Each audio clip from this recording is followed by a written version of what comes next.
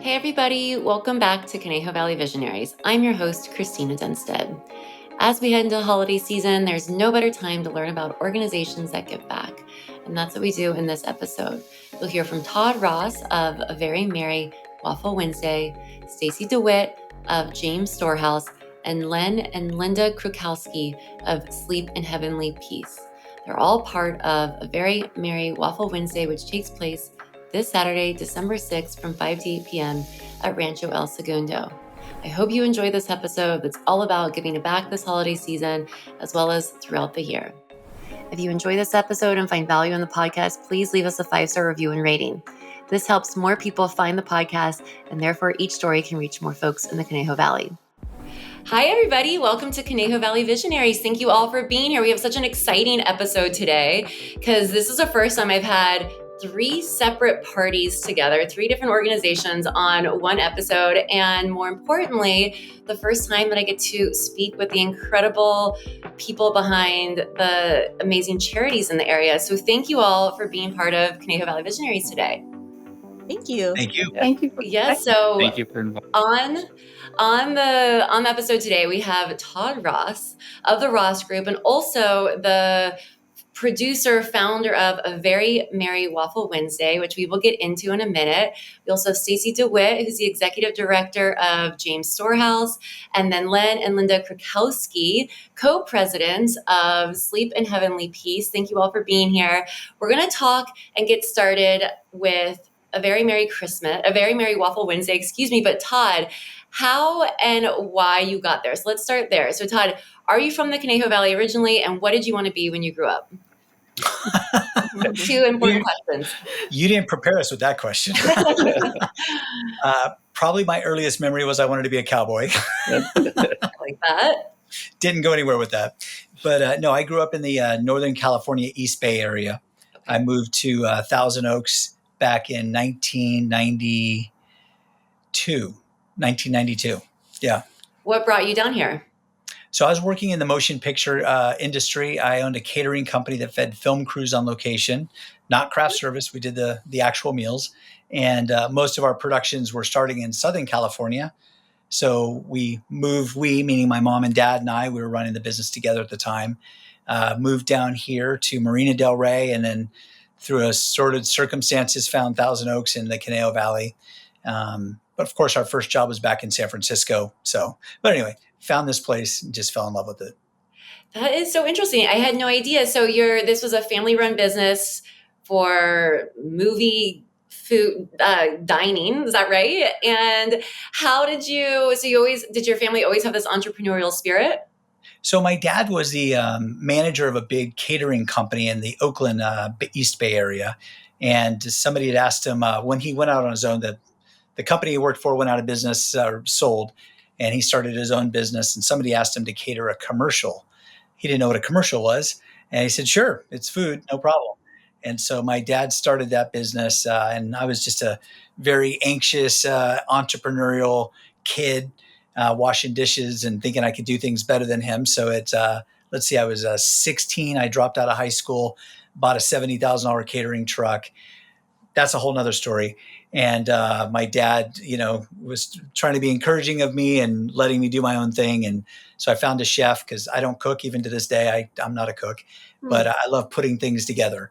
So that's how I started the business. And then my dad's business and my business kind of morphed into each other, and we ran it together for a while. My gosh, 16 years old. That is a really early start. So you're in Thousand Oaks. How did you end up going into... when did you start the Ross Group? Yeah. So when the catering company dissolved, this must have been about 96 or 97. No, it was about 95, 96. My wife and I, we met. Actually, how this whole story all comes together is Stacy DeWitt's now husband, at the time boyfriend. We met at his parents' house, the college group. And that's where Heidi and I met. Heidi had come from Montana. We met at a college group at their house and, fell in love right away, got married pretty quickly, had a son pretty quickly, and realizing I did not want to have a catering company that required me to drive all around the country with a wife and child in tow. So dissolved that company, kind of tried to figure out what to do with my life when I grew up. At the time I was in my early 20s. And my dad, who had gone on to work for a mortgage company as a CFO, it was kind of the trifecta of things I love. I love people, I love real estate, and I love working with different aspects of money. So to me, it was just this perfect combination. And that's when I got into the mortgage industry.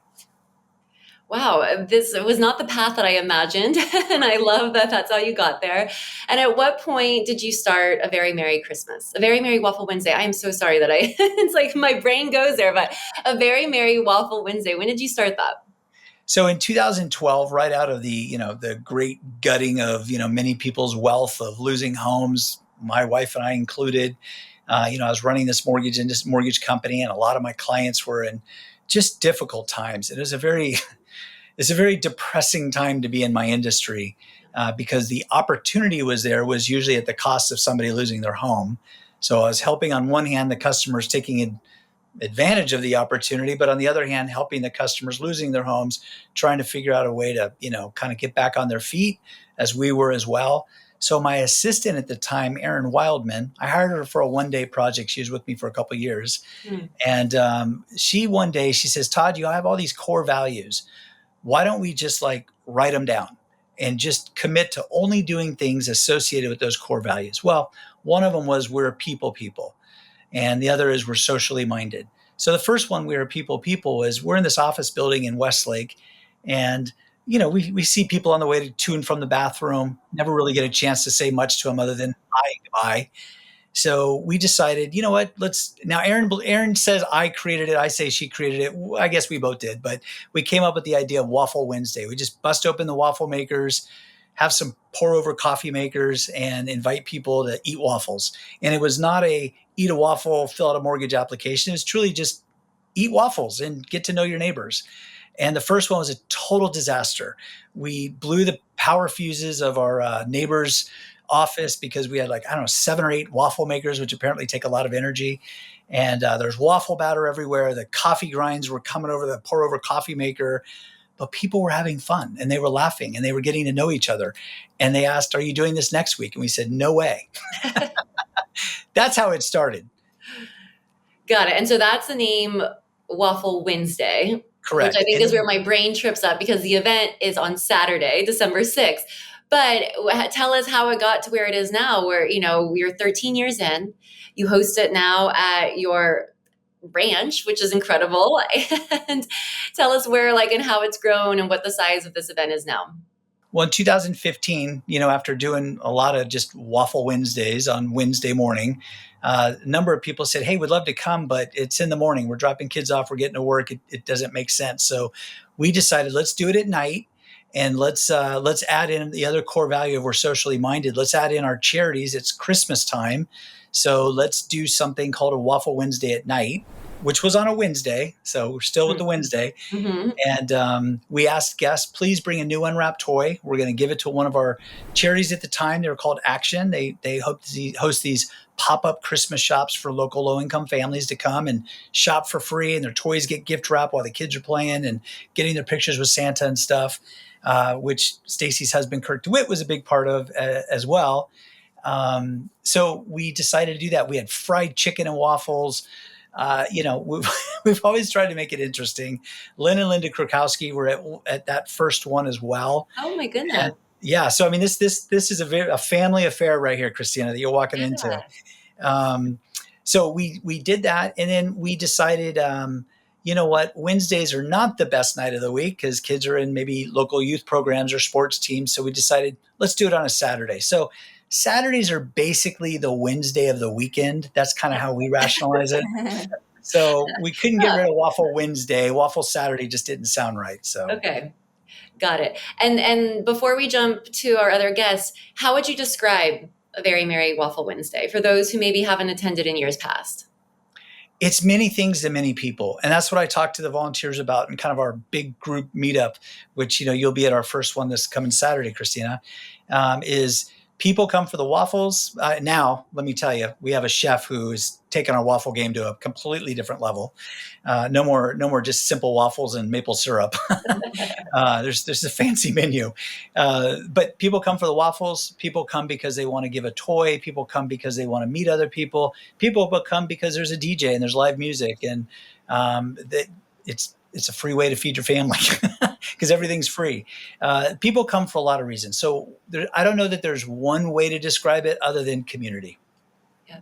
And as I understand, I mean, it's attended by thousands of people, or is that right? I mean, you have a lot of people who come through.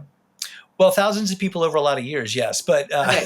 last year, I think we had upwards of around 1,200 people come through. Yeah, well, So that's okay. That's a huge it's not group of, thousands. well, yes, okay, excuse me. But yes, that's a lot of people coming through and sharing, and people are encouraged to bring still a new unwrapped toy. And then you've got this charity tent component, which it sounds like obviously you've had these relationships with Stacy and Len and Linda before, but tell us, I guess Stacy, if you want to go first with us and share a little bit about James Storehouse, how you got to where you are with this organization, and then we'll talk about how your involvement in Waffle Wednesday. Yes. So first, I want to say that Waffle Wednesday is like, if you've ever watched a Hallmark Christmas movie, like this is that community. It's so charming. Like the little lights, the animals, the community, everybody's in a good mood. So if you picture the town center in a Hallmark Christmas movie, this is it. So you want to be there. I love that image.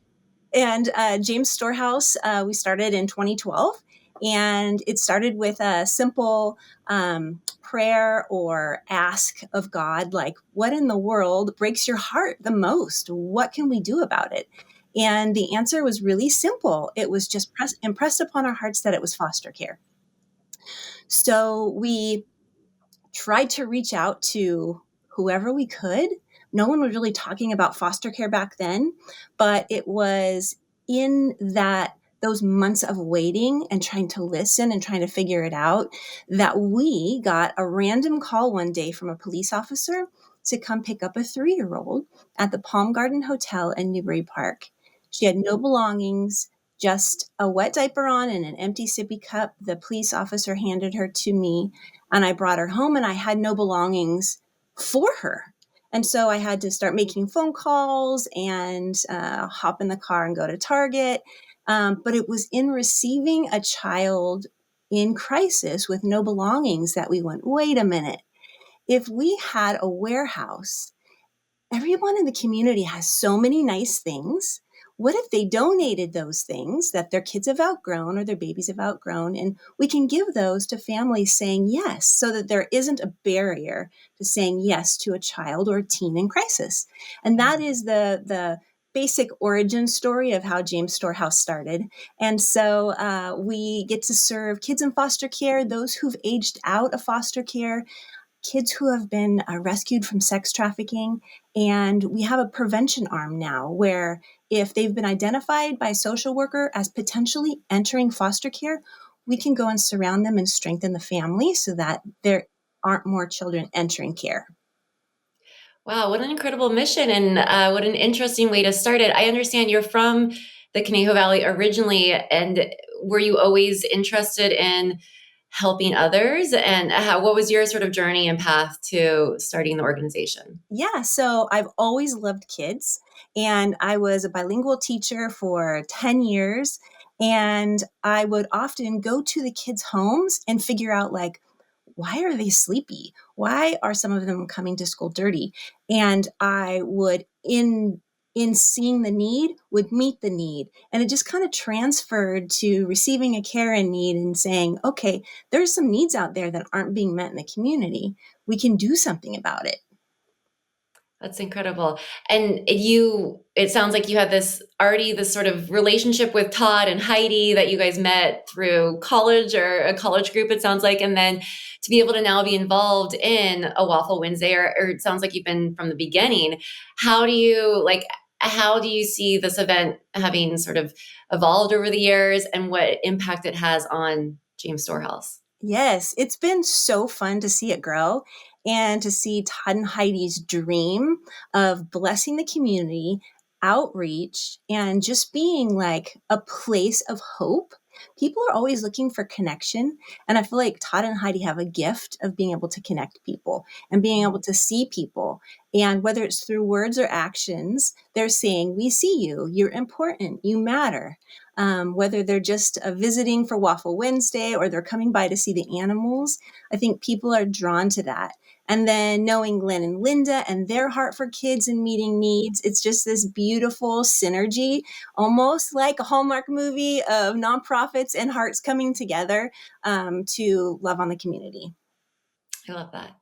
Okay, well, let's talk to Len and Linda now. So tell me, how did you all get involved with the organization, and what's your path to charity? Because it sounds like, I mean, you all are just inspiring me to do better, and I love that. And it sounds like this is part of your life mission. So tell us a little bit about your journey.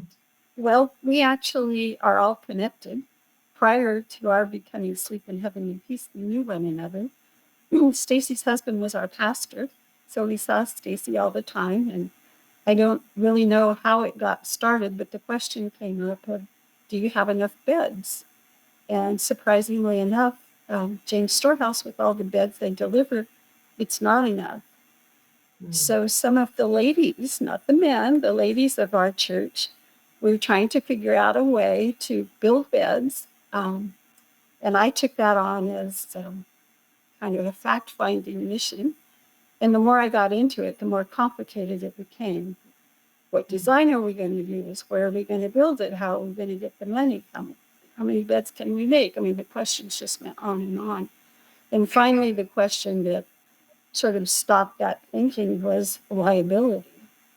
Are we building something that could fail in design and we would find ourselves in a lawsuit? And so about the time that happened, I encountered the organization Sleep in Heavenly Peace.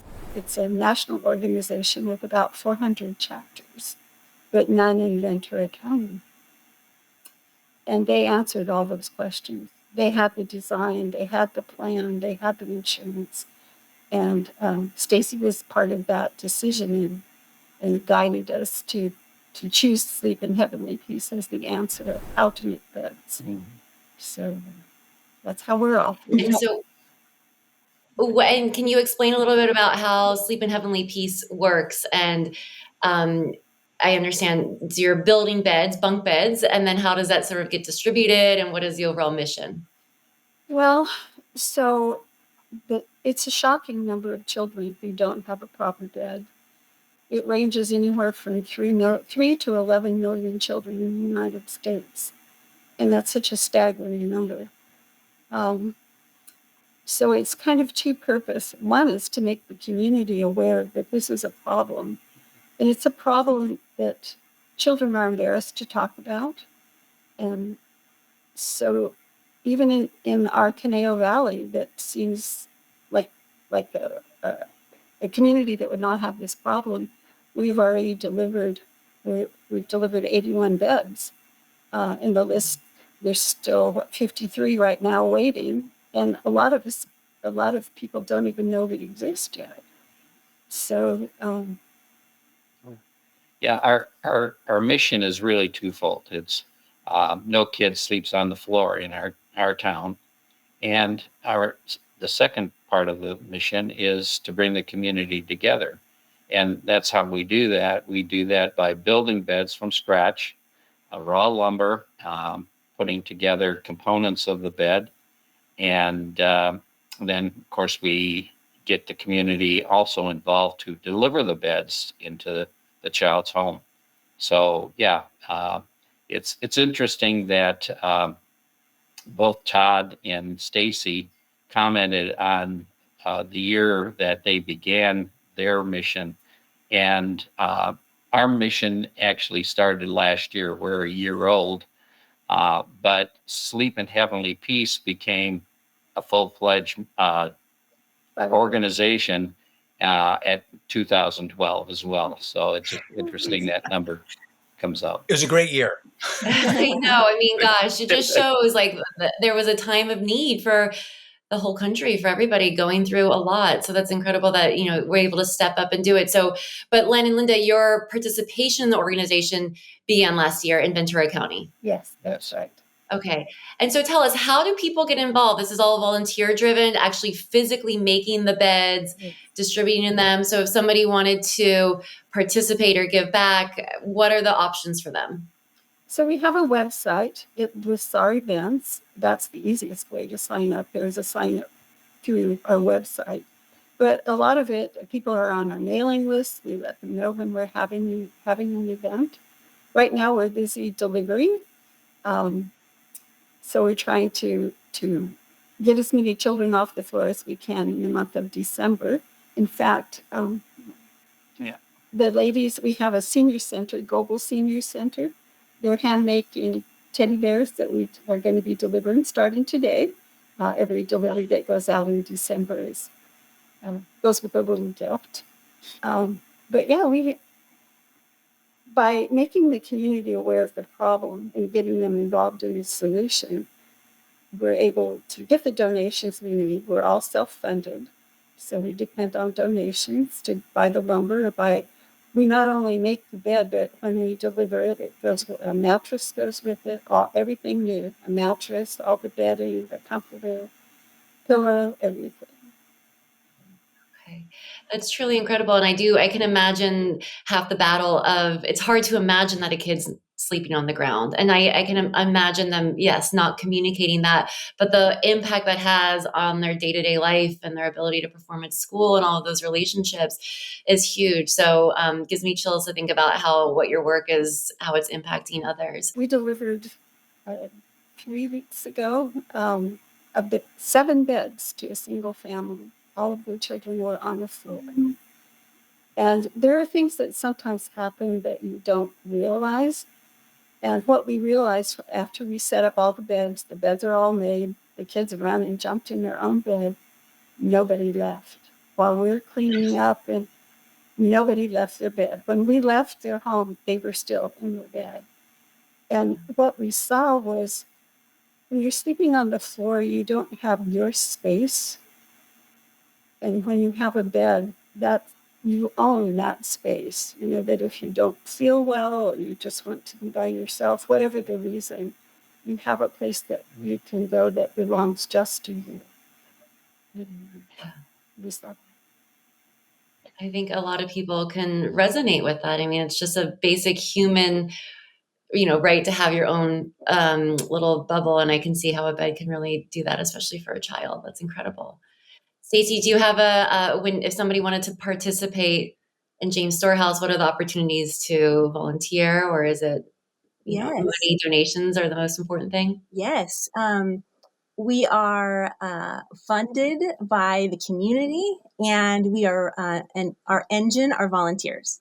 So we have volunteer opportunities all throughout the week, all year long, but especially at the holidays, there are so many opportunities to pop in and help.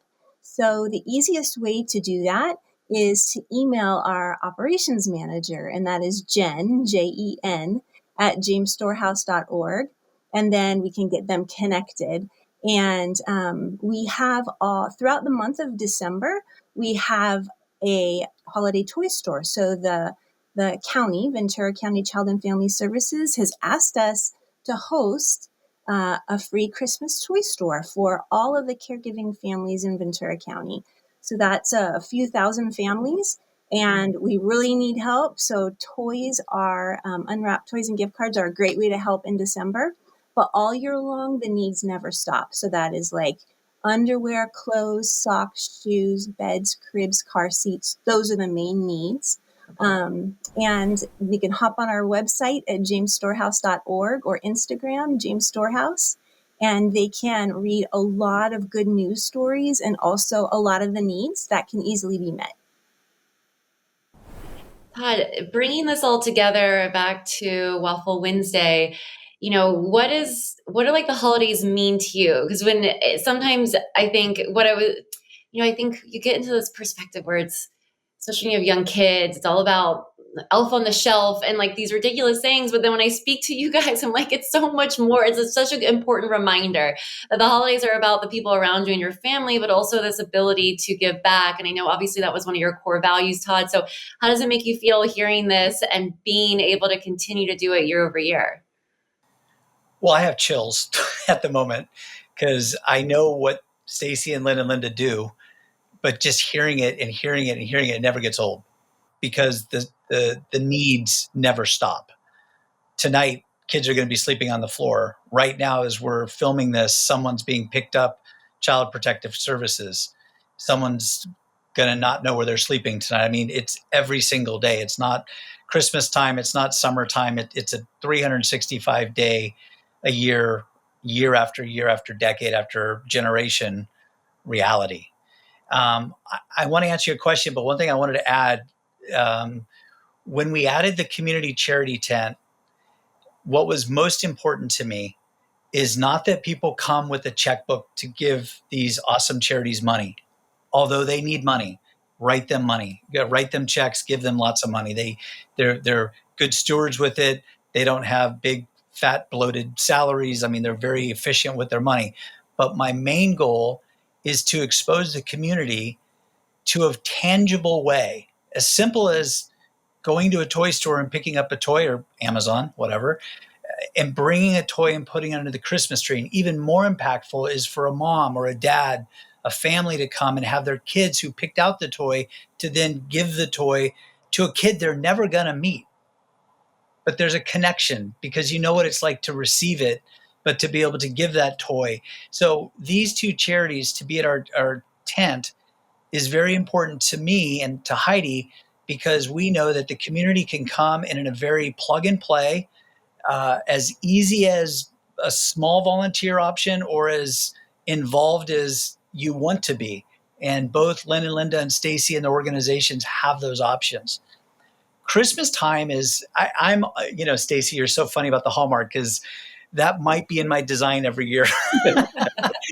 Which Hallmark movie can we design this after? This year, the Very Merry Waffle Wednesday is all about a Christmas tree lot. I went and picked up 14 Christmas trees the other day with a couple volunteers. We're going to have them throughout the property, and we're going to have a QR code that if you want to help donate or give money to, basically help us cover the cost of the trees, those trees will be given to families in the community. They're not for sale, so don't come here thinking you're going to buy a Christmas tree to take home. That's not the point. You can go to a lot of other great places to do that. Saturday, it's all about helping to bring a Christmas tree to someone's home free of charge. Two very quick stories, I promise. One is when we had lots of money and lots of stuff, Heidi and I always had this spirit of wanting to make sure that we were involved in giving back and keeping it real, because to much is given, much is expected kind of mentality. And so we've always had that. But, when you have a lot of stuff, sometimes you get a little immune to the real needs out there. But we were delivering food to a hotel with another dad and I were with the kids. So it's just the dads and the kids. And we were delivering food from the food pantry to a room. And it was a mom and dad. And I swear to you, that mom and dad might as well have been Heidi and I, and their 3 kids might as well have been my 3 kids. They were all beautifully dressed. They weren't the stereotypical, they looked like they've lived a hard life. They just missed a couple checks and they weren't able to pay their mortgage and they got evicted and they're in a hotel. And I asked the little girl, I says, well, I didn't know what to, you're meeting humanity at that moment. You're like, what do you want for Christmas? She's like, all I really want is a Christmas tree. Oh my gosh. So my friend and I, we went over to Target. We got one of those 4-foot plug-in lit up Christmas trees. And we drove back and we gave it to him and she was all excited. So that's one recurring story in my mind. The other one is after we went broke back in the late 2000s, Heidi and I got invited to a Christmas party. And there's nothing worse than going to a Christmas party at a nice house that's so beautiful and everyone's dressed up and the food's amazing and the conversations about what trip they're taking or what they're getting their kids or whatever, than showing up broke. And you're just like trying to force yourself to put a smile on your face. But we did. And as we were walking to the car, some lady came up to us and handed us an envelope. I forget how much it was. It was several $100s, might have even been $600 or $700. And they said, we just want to make sure you guys have money to get your kids some toys and have a nice dinner for Christmas. We were overwhelmed. But the first thing we decided to do was to take a percentage of that, and with the kids is to go buy a bunch of gift cards and to go to this local hotel that we still go to every December 24th in the morning.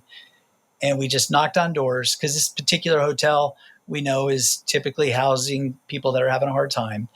And we just, no proselytizing, no message to give, no nothing, just a handshake, a hug if they want it, and here's some cash or a gift card to IHOP or Denny's or whatever else.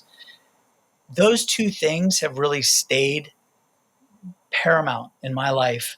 And as it comes to Very Merry Waffle Wednesday, it's my favorite time of year.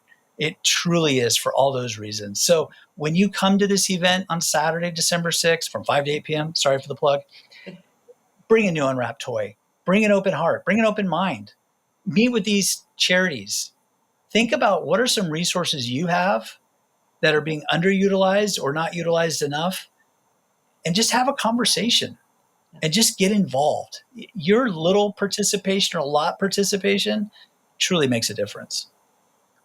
Yes, I love, I mean, all of that. It's everybody I think can relate to that, no matter where you've been. And we're all just trying to do better. And I think this time of year, for better, for worse, is the best time to really consider how you can give back. And then hopefully that sort of translates through the rest of your year as well. I'm curious, as a mom with young kids, can kids get involved in both of these organizations, or is there a way to participate? Because I sometimes find there's like that barrier, maybe they're too young, but it is important for, kids to sort of have that hands-on experience in it. Yes, we try to have opportunities for all ages. So we have different events throughout the year. And like, for example, Christmas time, for the month of December, we're trying to figure out, like, how can we get kids involved?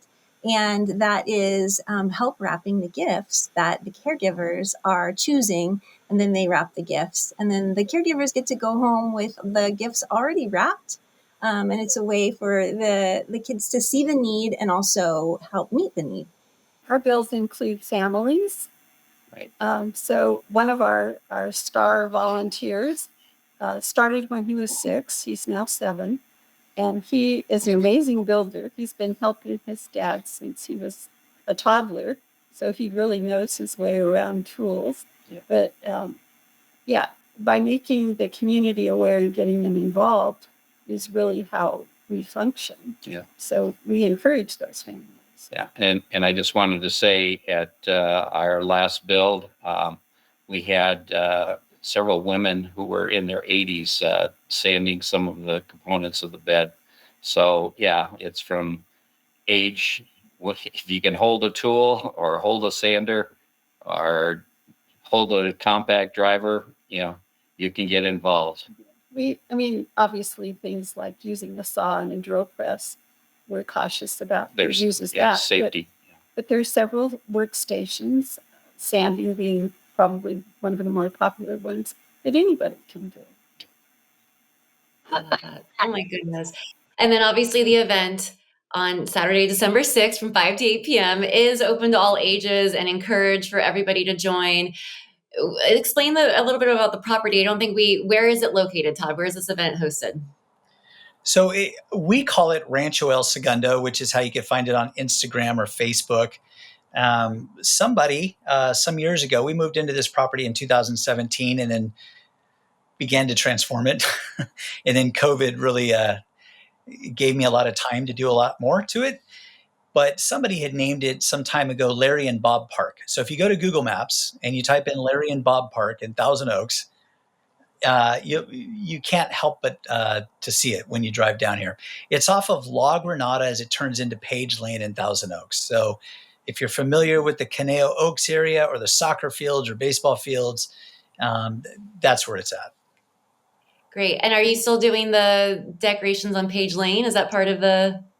Yes. Thank you for mentioning that. So Candy Cane Lane. I mean, who doesn't like to drive through a great street of a lot of lights, right?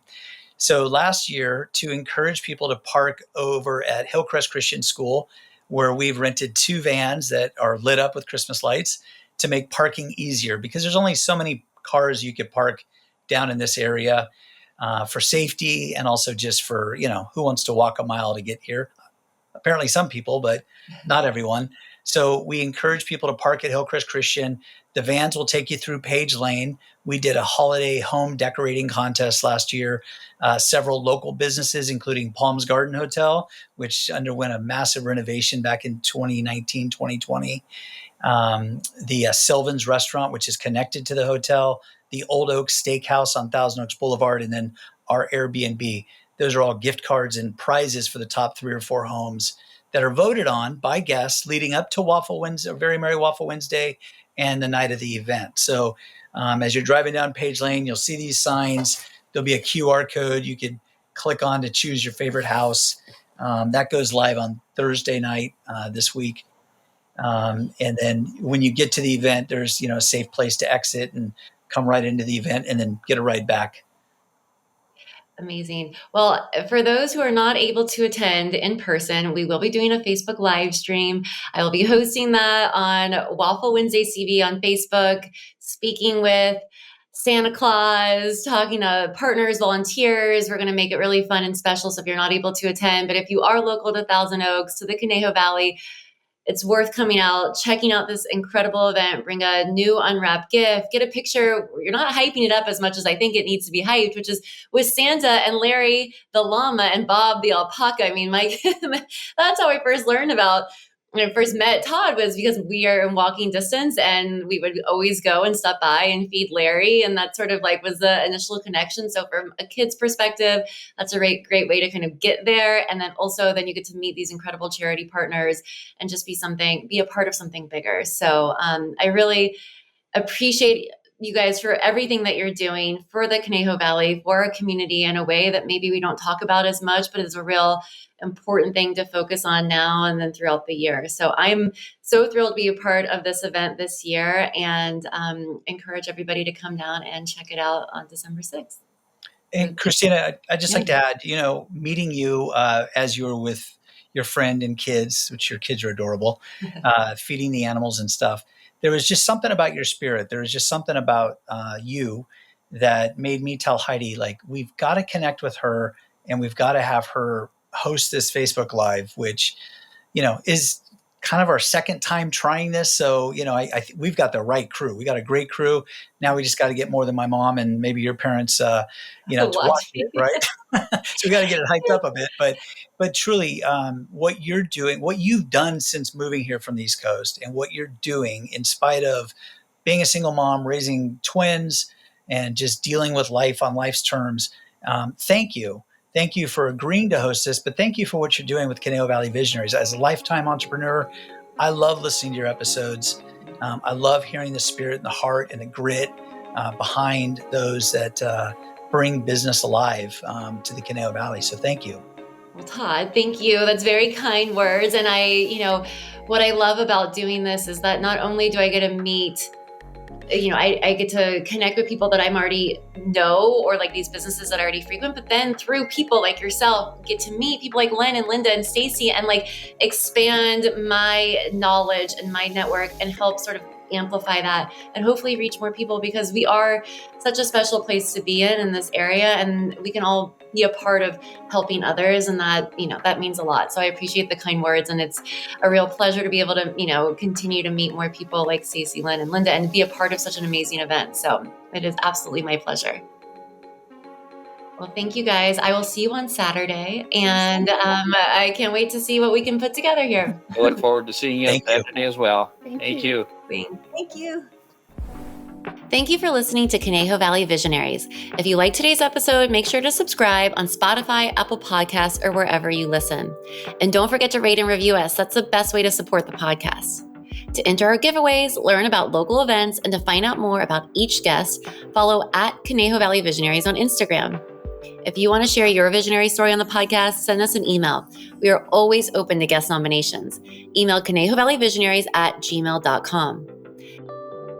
This episode was produced by Cristina Dennstedt and Justin K. Sloan. Conejo Valley Visionaries is edited by Justin K. Sloan and J. Sloan Productions.